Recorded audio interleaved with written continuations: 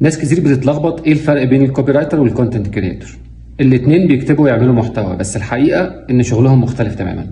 كونتنت كريتور بيعمل محتوى يثقفك او يسليك او يفيدك زي بوست، فيديو او مقالة، هدفه الاساسي انجيجمنت وتفاعل. اما الكوبي رايتر فشغله يكتب كلام قصير ومؤثر يخليك تاخد اكشن، تشتري، تسجل او تضغط على زر. اهم الادوات والمهارات للكونتنت كريتور بيحتاج ادوات تصميم زي كانفا او فوتوشوب زائد مهارات كتابة وصناعة افكار.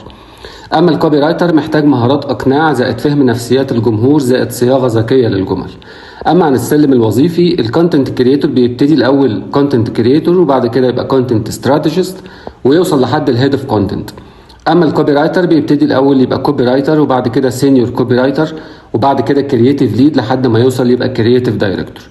اما عن متوسط الرواتب للاثنين مقارنه في البدايه هم شبه بعض جدا، لكن الكوبي رايتر مع الخبره في الحملات الاعلانيه ممكن يوصل اعلى من $5000، ده رواتب عالميه. اما عن المستقبل الوظيفي، الطلب على الاثنين بيزيد جدا.